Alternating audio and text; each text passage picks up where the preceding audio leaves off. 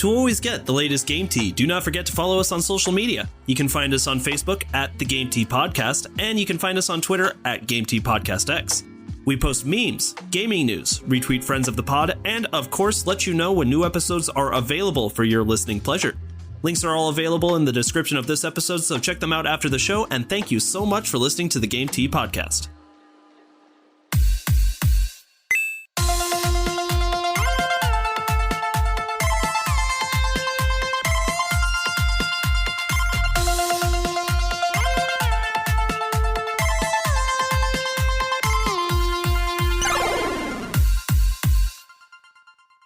Hello, everybody, and welcome to another episode of the Game Tea Podcast. My name is JP.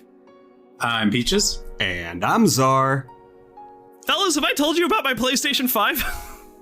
Oh, no, not another one like this. Wait, but I want to hear about your PC. Oh, I don't know which one to talk about anymore. Have I told you about my Switch? No, that doesn't sound right. Yeah, that sounds kind of lame. Everybody's got a Switch. That doesn't have power. Yeah, I mean, it's notorious for not having power. Have you seen The Witcher 3 on the Switch? Oof. I don't know who decided it was a good idea to put The Witcher on the Switch. Hey, as long as Zach's happy. Yeah. Like, oh, I thought I was playing Minecraft. Yeah, I mean, I'm glad more people get to experience it, but man, it does not look good. Yeah, I mean, that's a question for another day. Is like, does inclusivity have to be there at the sake of like game quality? That's a great question for answering gaming's questions, honestly. The question is not how does it look, it's if it plays. Yeah, and I've never played it on Switch, so I saw this tweet. It was somebody made it about Little Caesars pizza, and Little Caesars is like, it's hot and it's ready. And somebody asks, is it good though? And Little Caesars goes, it's hot and it's ready. That's how I feel about that. Does it, like, we have Witcher on Switch. Does it play well? We have Witcher on Switch. Quality is not the question. Oh my god. All right, who wants to do itinerary today? Well, I did it last time, I think. I can cover the itinerary. Yeah, how about you pick up the slack, Czar, you twat? I'll try.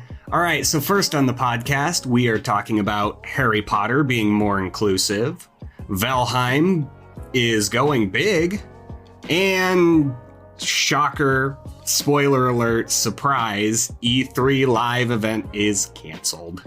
Oh, that's bad. That's bad, boys. That's bad newsums. I know we just dropped the obvious bomb right here on the podcast, but we'll have to say goodbye to E3. We'll get into it more later because there's more to that than there seems. Indeed. Anyway, shall we jump into this first article? Yeah.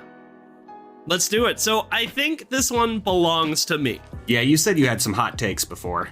I do have some hot takes. Now, the objective in talking about this article is we are just talking about the game aspect of what's going on here and more of like the video game side of things rather than like all of the drama that comes from the background. So here's what we have. Harry Potter video game will allow transgender characters.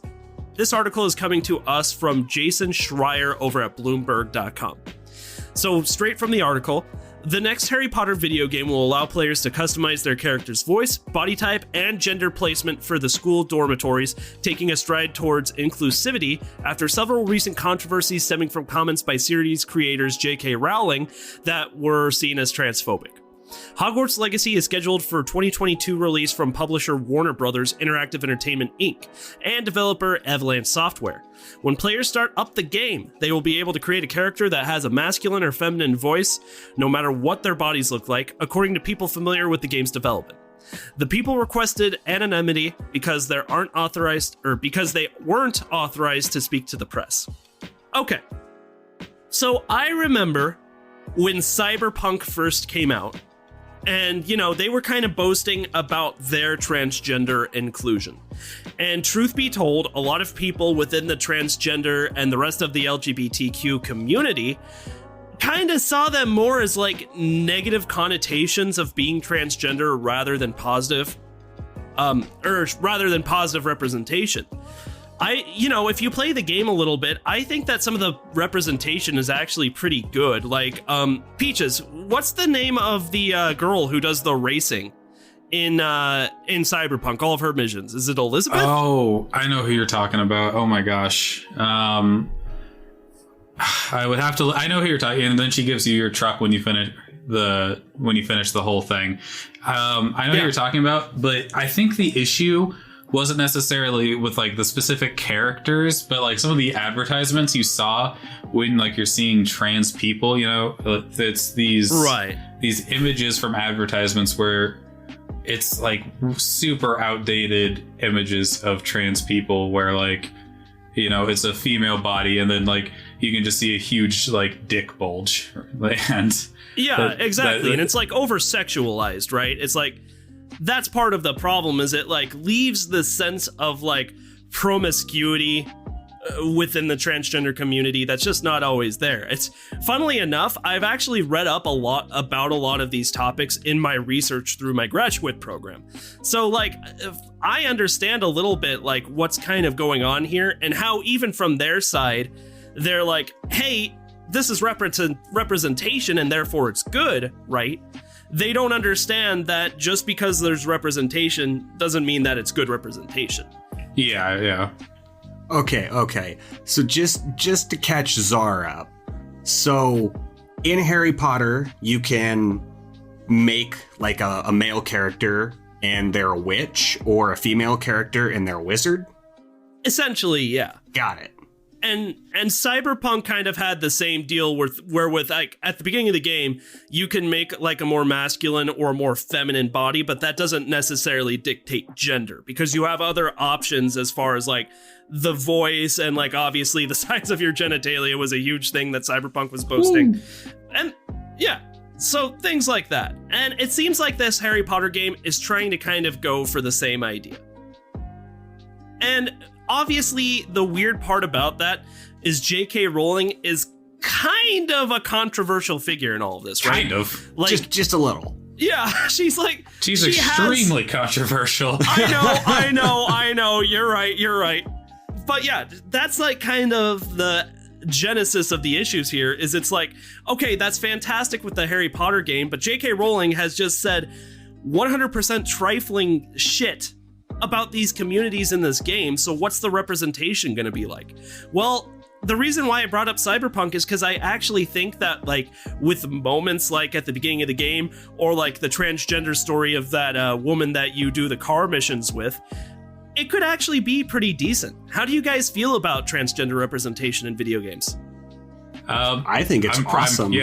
I'm obviously pro transgender inclusivity into video games. I think you should be able to project yourself onto the characters you're playing as in video games. It doesn't need to just be like the old timey, all right, here is straight white man character all the time, always. 100%. What about you, Czar?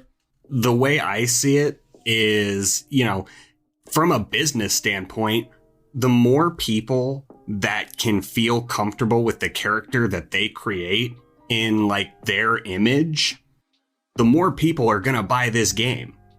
Like if you have a very limited character creation, not a lot of people are going to play the game because that's a huge thing that people focus on. Yeah, 100%. And I love both of those points. I especially love what you were saying, Peaches. It's like there is nothing wrong with making these games more inclusive, right? I love the fact that, they're making these games more able to be like projected on by these different people. And, that it's not such an exclusive, like, gamers boys club type thing anymore, that gaming is really for everybody. That's why I love listening to podcasts like Travis's over at Rainbow Road, is because, like, I love it when they feel like, the gay representation in video games has gotten a lot better and that they have, like, this sort of ability to talk about these things openly because the representation is getting more to, equal. I really appreciate that. I love what Harry Potter's trying to do here. And I think you kind of mentioned it with the Cyberpunk thing. It's not just including trans people, but, it's including them like in a positive light, like just having trans people in your game doesn't mean that it's automatically a great thing for the trans community. Just like, Mr. Potato Head being Potato Head now isn't suddenly gonna fix all the issues in the trans community, like right, people just being awful to the trans community. But more inclusivity is better. Yeah, some publicity can be bad. Okay. So, okay. Now with all of that... Oh, sorry. Wait. With all of the controversy and all of everything that we just talked about aside, my selling point is, are there still going to be giant spiders in the forest? Oh, Aragog's going to be there, baby. Do we know that, though? Cool. Yeah, do we know that? Because if there's not any giant spiders in the forest, I'm not buying this game. They've been real careful to show as little as possible from this game. I mean, we can't confirm giant spiders in the forest right now. Well, as long as they're plausible. Honestly, you're 100%. You're 100% right. So, I mean, going aside from the topic of transgender representation in the Harry Potter game, I'm extremely excited for this game, period. Because one, you guys are right. We don't have a lot of information about the game yet, and it's scheduled for a 2022 release, which means we're probably not going to have it for a while. But from what we've seen so far, they're boasting open world.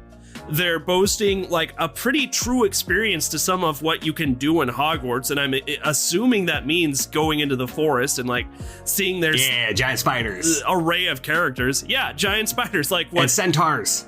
Yeah, exactly.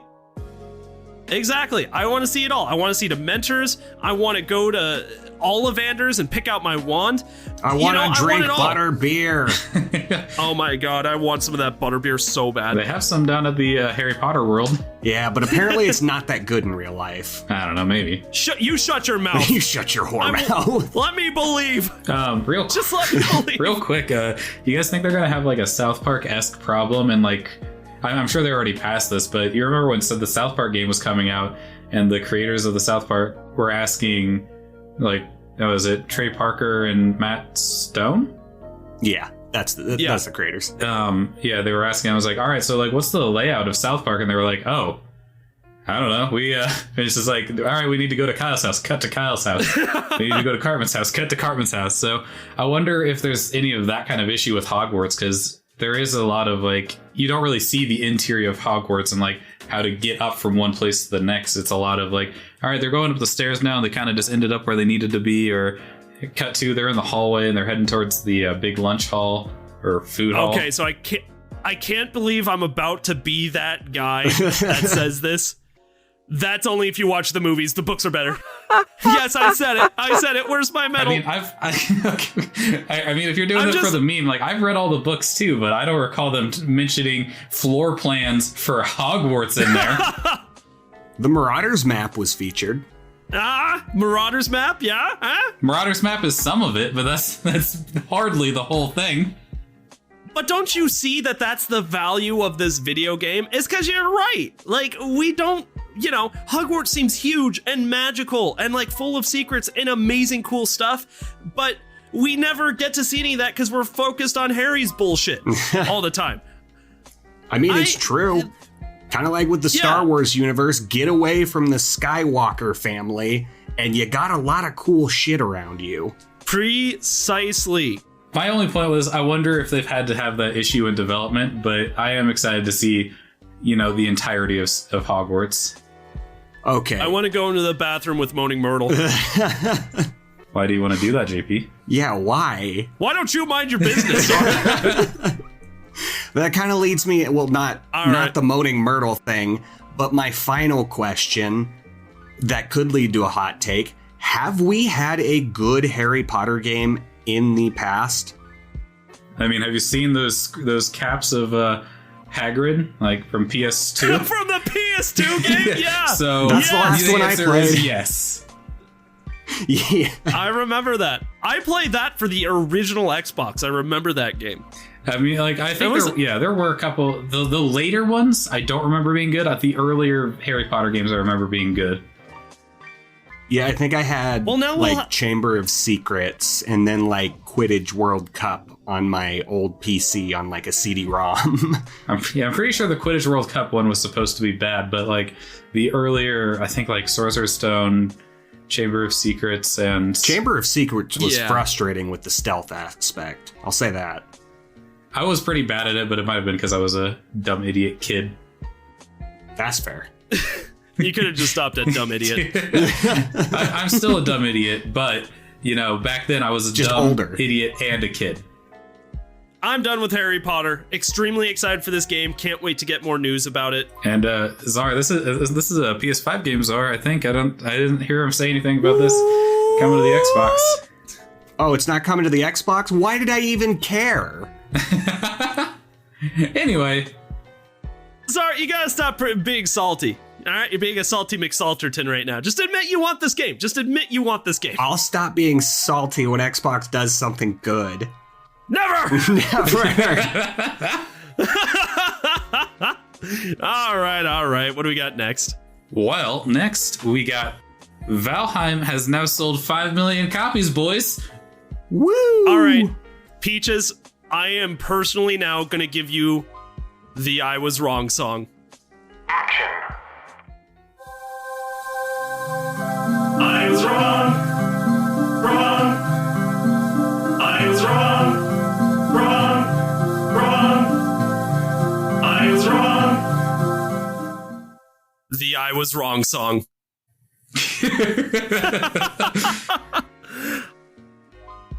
Okay, anyway, I was wrong because I sincerely thought Valheim was gonna be a flavor of the week thing, and I was wrong. I was very, very wrong.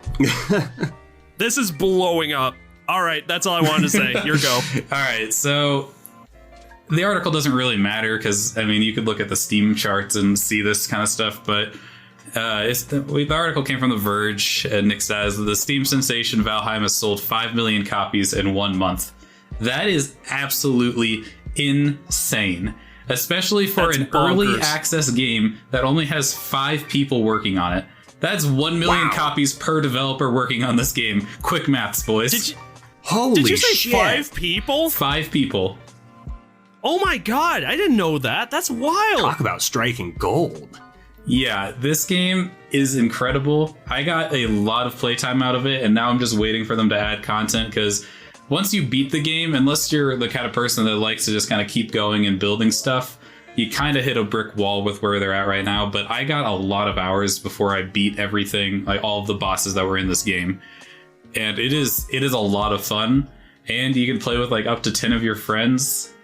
It's so fun. I can't. This is the Viking game to play. Okay, so my stupidity and possible new listeners, what is Valheim? Like what is this game? How do you play it? All right, so Valheim is the newest survival Minecraft-esque style game, right? So you start off and you're naked. Naturally, as one usually finds themselves. Sorry, you're not bare naked. You do have underwear. JP just refunded. Yeah, refund. Loincloths. But you start off and it's this whole Norse setting, and you're building up your resources. You're getting better gear as you continually move through the game. So it's like you start off with wooden stuff, and then you move to flint, and then you move to bronze, and then you do this and that. But like in between there are these things that kind of stop you, and you have to go fight the boss before you can move on to like the next upgrade. And so before you fight the boss, you kind of also want to do these other things, like, all right, well, I got to build up my base, and I got to get this food, and I got to do all of these this other like random list of things. And I think it does the Minecraft strategy better than Minecraft does. And this is not to say this game is a replacement of Minecraft, because it's not. But it's like a mixture. Minecraft was just a cornerstone for different varieties. This is a mixture of Minecraft, like Rust and Terraria. And but all of those games originally stemmed from Minecraft. Yeah, exactly. They stem from the idea of Minecraft, and there's the building and crafting systems. There's a bit of a hunger system, but the thing about it is you don't die because you haven't eaten, right? Like you're not going to starve to death. But I really like the way they do it, because you eat to like gain better stats, essentially. So the better food you eat, the stronger your character is. It's not like you don't eat. All right, well, now you're starving to death and you're going to die. Congratulations. I don't like that system. I like the system that rewards me for eating. And kind of like Zelda's Breath of the Wild system. Like it's kind of like you get buffs and things. Yeah, kind of. For eating. Exactly, yeah. Okay. And it's a really fun game. I love the Viking aspect of it. They really nailed the setting and the tone of the game. There's kind of like, there's not a lot of music in the game, Okay, but the music hold the fits phone, the atmosphere. hold the phone. All right, Holden. Uh-oh. We have breaking news! I'm sorry. I have a random insertion that is absolutely necessary here. I just received a Snapchat from our good friend Zach, and he just achieved elite status in Smash Bros. What? Yeah. He just achieved elite status in Smash Bros. Congrats, Zach! Yay! Breaking news. I feel like that person on the news where it's like they're trying to like talk about this story and they cut him off and it's like, guys, Justin Bieber just got arrested at his mansion. It's like, all right, well, I guess we can cut away that's from me. exactly what happened. Yeah, well, I guess we can stop talking about poverty and things now and talk about cool stuff. Zach is now elite. So, Peaches, I am really interested in this game now, and I have a couple more questions. So, the concept of this game is incredibly interesting and fun and cool, but, you know, there's mechanics kind of borrowed from a ton of different games I'm kind of noticing. So, what is making Valheim so unbelievably popular amongst these people to make it sell 5 million copies? And do you think that justifies the price tag in $19.99? I think if it's a beta. So it's actually early access, and this is the most complete early access game that I have ever played. Okay. But I think the thing that makes this game, like that separates it from others in the genre, is that, first of all, it feels very complete, right? There's certain things that aren't in the game yet, but you can tell that they didn't just push this game out so they could make a quick buck. Like, they actually put time and effort into this, and it's really good. The second thing, I think, is that it takes that kind of generic survival-y game formula, expands it, and makes it better, and makes it so that it fits the genre that it's in, and fits the aesthetic that we're going for with this Viking theme. And, okay, you can... You really feel like a Viking when you're playing this game. No, shut up! Stop it! Feels like you're a Viking. You get a message from IGN. Don't move. Dude, I'm gonna have to get into this. It sounds like a blast. What else can you tell us about the game? If it's beta right now, have they given any information about what's coming with the full release? If it's so complete already? Yeah, they've released a full roadmap of where they want to go with this game. They haven't released like any dates on when these things are coming out, but the first thing they're doing is they said they're going to be expanding. We have to assume they're expanding the crafting element of this game. So the next update is called Hearth and Home, and okay, you don't know what's coming with that, but just from the name of it, it's like, all right, so they're going to be adding more stuff so people can kind of build more and customize their Viking house even more than what they already have. Which, by the way, the crafting in this game is the first one where I've built a house and I wasn't like, this is the biggest piece of trash I've ever seen in my life. That's so true. Even in like Fallout, like my house always sucks so much ass in Fallout. Speak for yourself. I built a floating castle. When I played Fallout 4, I quit because I hated everything I built so much. Well, that's because everything you make in Fallout is made out of trash. It's not even that. Like, I saw people making cool stuff. It's just mine looked like shit. But with this game, I really felt like when I was looking at my stuff, with how simple and easy to access the crafting system is, you can build something and be proud of it. Just don't look online and see what other people are building. That's that true. The truth? That's so true. I highly recommend this game to you guys. Like, I would also recommend playing this with a group of people, but Czar, pass it over to you. Czar, what do you think? Does this look like your kind of game? Vikings are cool. That they are. I feel like I've heard this before. Flashback to when you guys were talking about Assassin's Creed Valhalla. What can we say? Vikings are cool. Vikings are cool. They're so cool. They really Oh, are. and real quick, the sailing in this game, dude. Oh my god, the sailing fits so well. Are there shanties? There's sailing. No, you don't see sea shanties. Your character doesn't talk. Oh, Black Flag's better. Well, Black 0 out Flag of wasn't 10. Black Flag wasn't Vikings. but there were shanties. But there were shanties, Peaches. Yeah, but the first, like, what was it, 5 hours of Black Flag was trailing missions? You shut your whore mouth. It's a good game, but you really got to trudge through trailing missions to get to the fun stuff. Okay, you're right, but my only point was the sailing mechanics in that game were primo. The sailing in this game is a lot of fun. It reminded me of, like, Sea of Thieves Light. Ooh, okay. Sea of Thieves is fantastic too. Yeah, I really like Sea of Thieves. Xbox exclusive. And PC. And, well, Xbox and PC are basically the same thing. Yeah, they have all the same. They have access to all the same shit now. When I say Xbox, PC is included. Oh, that's convenient. And, It is. Before we move on real quick, this was just a fun stat from that article.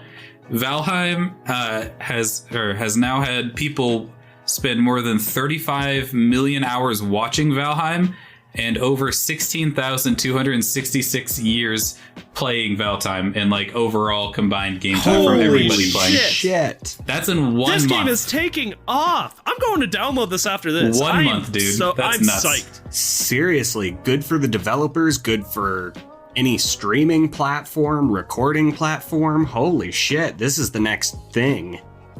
I cannot hype this game up enough. Yeah, shout out to Eric again, Jakey, Tyler, Mitchie, the others that I that we played with. This was such a fun time to play, and it's such a good multiplayer game, but it can also be a fun single player game because these boss fights are fun, they're different, and Vikings, man. Vikings. And shout out to my friends with normal names. Shout out to Dan and Will. And shout out to Eric. Zach for becoming an elite in Smash Bros. Breaking news. All right. I think you have the last article of the day. It's been kind of a slow news week. Not every week can be gold. Yeah. Czar, what are we talking about next? Well, speaking of not great news, E3 has been canceled. No. All right, but we so- all saw this coming. Of course we did. Well, let's all take it back a step. All right, so E3's live event has been canceled, right? So that just means there's no, again, for another year, there's no in-person stuff happening with E3 this year. So there's a chance we get E3, but when I was reading this article, they haven't really fully found developers to come show stuff at their conference yet. Because, Sony pulled out, Nintendo's doing directs, Microsoft's got their showcases. This week on Xbox. So really, these guys need to they need to find some big name developers to come show shit, because these other guys are kind of leaving you in the dust. All right. Let me set the scene here. Nobody's at 3-3. There's no stands, no games, no developers, nothing. In the center of a room is only a single pedestal with a blanket covering it and a room full of people. A man in a nice suit walks through and says, "Ladies and gentlemen, I'm about to present to you the next big advancement in gaming." He removes the blanket and boom! Ball in a cup. Ball in a cup. Ball in a cup. It's great. There's a cup and there's a ball and a string that attaches the ball to the cup, and you get the ball in the cup. Ball in a cup. Why is that and not the next everyone VR loses game? their minds. VR ball in a cup. Let's use the next big advancement in gaming for ball in a cup. I logged 150 hours in ball in a cup. Ball in a cup. But no, okay, so developers and studios pulled out from E3. And I thought that was bad at first until I remembered, guys, you know who's gonna be at E3 this year? My mom. I'm sorry. Can she get me tickets? No. She didn't even get me tickets. If she got you tickets and not me, I'd be very upset. No, the KFC console is gonna be here. This is why to watch E3. I still cannot figure out if that KFC console is a meme or not. It's baffling me. What are you talking about? I have mine pre-ordered. Unironically buys the KFC console. I don't actually have it pre-ordered. I don't think you can pre-order it yet. It's still just being talked about. What if the KFC console turns into the PS5 where people just like scalpers just start buying it and trying to sell it for $1,200? Doesn't even have any games on it. Yeah, it's just a console that keeps your chicken hot. Scalping for $1,200. All it needs. Someone's in line being interviewed, like, so you're buying the KFC, like, warmer, right? And they're like, yeah, I can't wait to get my warm chicken. And then the interviewer is like, what game are you going to play first? And they're like, it plays games? It plays games? I just wanted a chicken warmer. Well, apparently it's supposed to be like a PC, and we should probably get back to E3, but no, it does have interchangeable parts, like you can upgrade it just like a PC. Yeah, we talked about that in an episode. It's actually pretty cool. To be honest, it really is. All right, so here's the first E3 announcement. Lights go dark. Rockstar logo pops up. GTA 5 for KFC console. Oh, damn it. Mic drop. That's our show, folks. Okay, so so obviously this is probably because of COVID. But I mean, you guys raise a really good point. Like what we were talking about before this is where like PlayStation, Nintendo, and Microsoft all have their own events now to showcase their products and don't have to deal with the competition of other people on the show floor. I thought that that's an amazing opportunity for E3 to be a showcase more about indie titles and like smaller developers. That's why I was excited for it.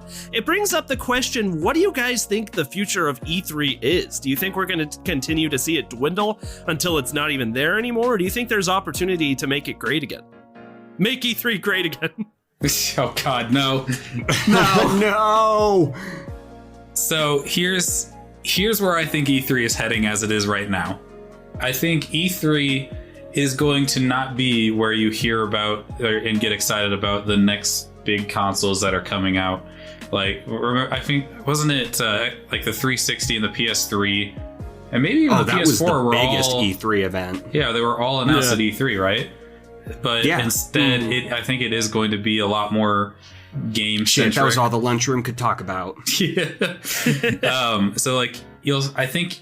if we're lucky and Sony, Microsoft, Nintendo don't scoop them up first, we might still be able to see like big developers like maybe Ubisoft or who else makes multi-platform games? I was gonna say Naughty Dog, but Sony's gonna keep a tight rein on them. That's PlayStation's baby right there. Yeah, so I mean we'll see. Maybe like Ubisoft, EA, maybe BioWare, since BioWare is owned by EA.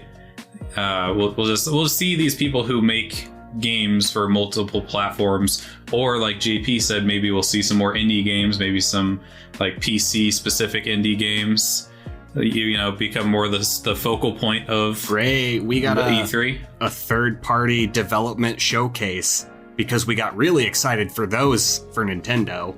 Well, that's because I absolutely adore indie games, and I think that's so much heart and work and honestly better titles sometimes than AAA games come out of these developers, and they deserve the attention. Oh, it's true, but I highly doubt we'll see indie titles at E3. I mean, the only time you see indie titles do go to E3, but they don't get showtime. Like they're just like on the they're usually at the live event on the floor, Yeah. And so but it could be so much more than that. Give them some airtime, man. They deserve it. And with these indie studios, I don't really hear about the issues that you hear with big studios with like crunch and the mental load that the work puts on them. It's like these guys have an actual vision and passion for making a video game, and precisely maybe that's what it instead should of be. E3 being a yearly event, they should go to like a monthly catalog of all of these things that they would showcase in person. Kind of like, do you remember the glory days of G4 where there was a weird show that didn't have any dialogue, or anything whatsoever other than just 30 minutes of game trailers? I remember seeing like that kind of stuff at GameStop. Like, you know, you'd look on the TV at GameStop and it just was looping game trailers from G4. Yeah, that was broadcast programming from G4. They would just lump in a bunch of gameplay and, you know, trailers that they have featured on their other shows, and that was a time block of airtime. I think E3 should capture something like that. Just rapid fire random trailers. Interesting. Yeah, I don't know. I think I like hearing from the developers, you know. There's some times where I actually want to hear from the developers and what their vision for the game is. Because like just showing a trailer, like I would love to see, you know, like, you know, you drop the trailer, you know, it's it's a spectacle. But then I want to hear from the developer. As long as it's not gratuitous, right? Because we talked about it last time, like last year when PlayStation's event and Xbox's event happened at almost the same time. I think Xbox, like, I love hearing from the developers as long as it's like equivalent to the gameplay you see. Like, I felt like Xbox was showing like 15 seconds of gameplay and then a 5-minute like interview with the people making the game. And it's like, look, I want to hear from these people. I really do. But 15 minutes is gratuitous. And they really need to keep it concise. Like, stop thanking the fans for supporting your game and just talk about your game. All right, like, so if you saw footage for Breath of the Wild, yes, you would want to sit there and watch gameplay trailer, but you would also really want to hear the content from the developers of it, like explaining what was going on too. So I think it's all just 10 context. minutes of it. So yeah, just not 10 minutes of it. You know, PlayStation was literally like, okay, we have a game. Here is that game. Thank you. Here's 5 more games in the next minute. And there's a test afterwards. You know what I don't want to hear anymore? I don't want to see some dickhead that doesn't actually play video games get up on stage and be like, gaming. It's the thing that brings us all together as gamers. Oh, anyways, how many times do they say Just that? Dance 18. Here's every game. This is bringing gaming together.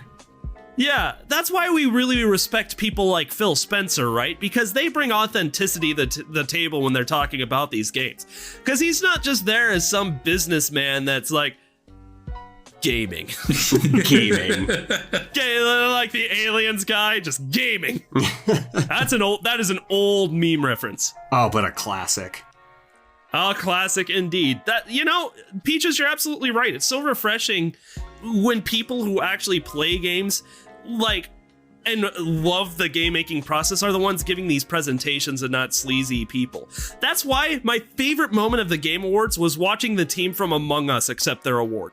Because they were so unbelievably happy to be there. Yeah, as opposed to the Last of Us Part 2 guy. Coming. They really didn't. As opposed to the Last of Us Part 2 guy who was just like, oh, another award. Hold my beer. Huh. Hold my beer. Yeah, I love seeing like authenticity from these developers and not just the formulaic kind of shit. Like, and I want to say Last of Us 2 is like a formulaic game. Maybe you can make an argument either way, but I think most people would lean towards no. But I love seeing people who are excited about making games and excited to show their game to the public to, like, I don't know, be received well. Yeah, absolutely. All right. I think that is it for the news for the week. Who wants to move on to game releases? Who's got them? Yeah, I was gonna say I did it again last week. I will bitch about it. Me. Czar. All right. So, on March 12th, we have Crash Bandicoot 4, It's About Time for the PlayStation 5, Xbox Series X/S, and the Nintendo Switch. I'm actually so unbelievably excited for that. Why? You already have it. No, I don't. I thought you had it on your PS4. Nope. I was waiting to get a PS5. Ah, well, get excited for March 15th. March 12th. But on March 16th, we have a little list here. We have Kingdoms of Alamar Re-Reckoning for the Nintendo Switch. Mundan for the PlayStation 5, PlayStation 4, Xbox Series X/X, Xbox One, Switch, and PC. We have RBI Baseball 21 for all of the Xboxes, PlayStation 4, Switch, PC, and mobile. We might have to think about the sound effect for mobile. Mobile's the new Stadia. Mobile's the new Stadia. That's Next, a great, I love we that. have Samurai Showdown for the Xbox Series X/S. And finally, last but not least, Czar already has his pre-order in. Stubbs the Zombie Rebel Without a Pulse for the PlayStation 4, Xbox One, and Nintendo Switch and PC. So there's a little something in there for both you and me there, huh? We're Czar? not talking about crashing this hype up. Crash has had his spotlight. All right. You talked about Stubbs a lot too, though, but just give us a quick rundown. All right. Are you excited? I am super excited because this is the second time Xbox has taken my money. Hopefully they don't take this game away from me again. $40 is as much as I will spend on this game.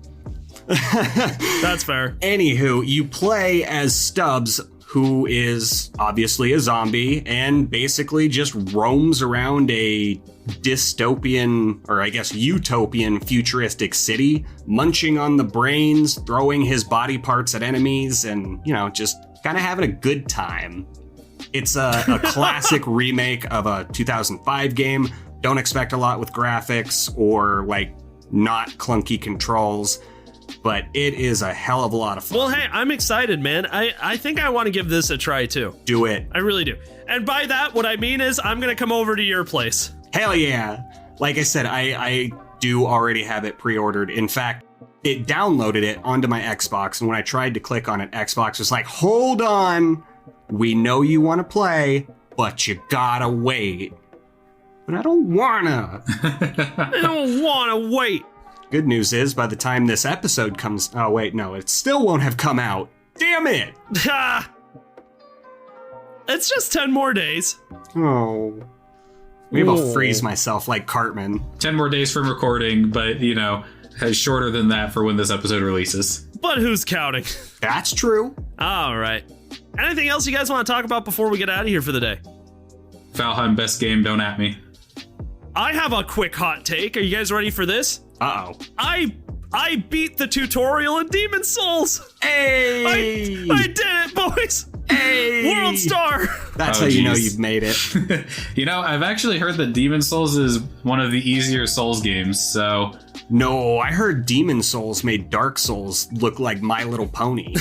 Well, we are hearing from two very different people then. I guess. Yeah, I was going to say, I'm going to have to look more into that. All I can do is speak more about my experience. And yeah, it's hard. It's hard, but once you figure out, a few tips and tricks and a lot of vodka, you can get through it. Got my shit rocked in the first game.